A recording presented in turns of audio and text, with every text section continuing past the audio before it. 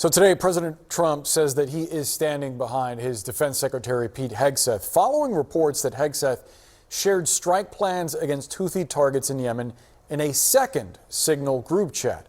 Sources tell CNN the Signal group chat included Hegseth's wife, his lawyer, and his brother.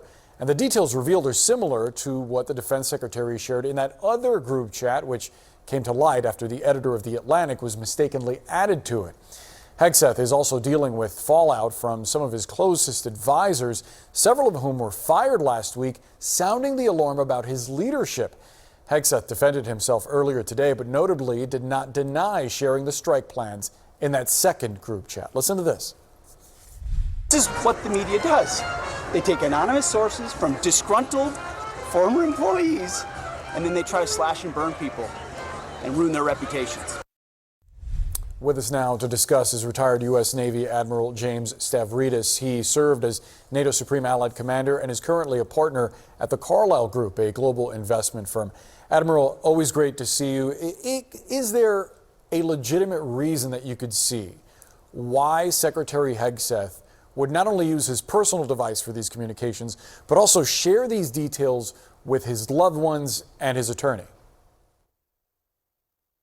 There is absolutely no reason on the planet Earth he should be doing that. And he knows it. He's a former major in the U.S. Army.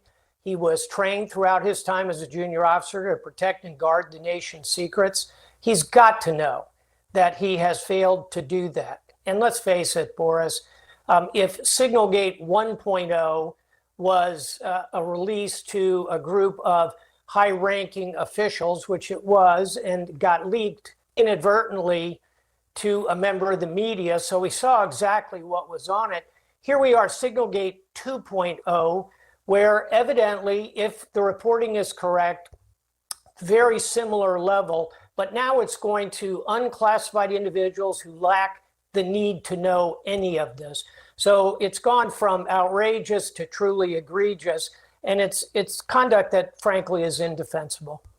The Pentagon has responded to these reports through a spokesperson, Sean Parnell. He said in a tweet Sunday night that there was no classified information in any Signal chat. Do you think that's the case? Does that make a difference in this story?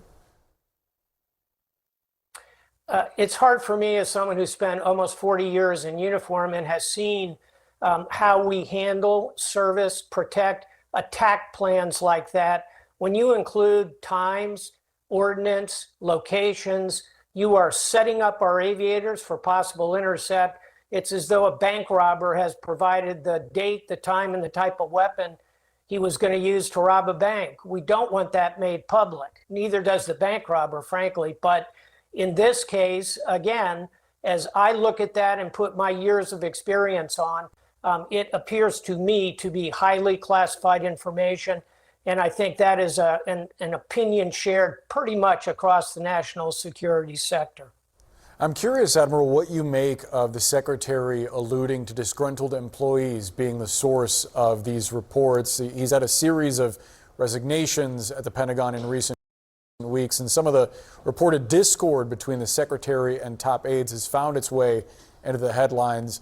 Is that normal? No, it's not normal at all. And I know these jobs well because I had one of them. I was the senior military assistant as a 3-star to Secretary of Defense Don Rumsfeld.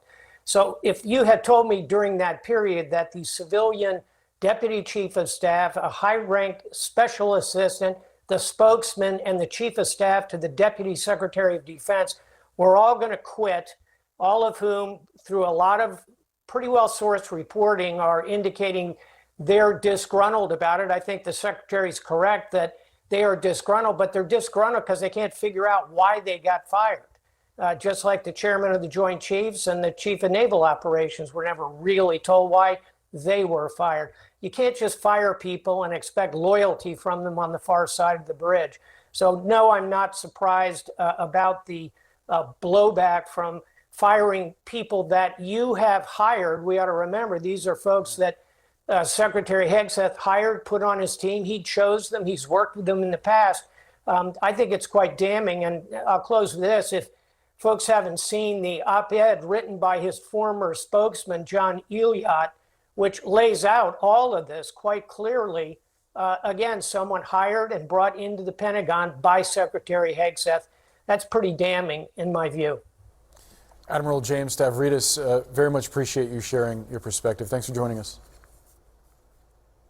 Thanks, Boris.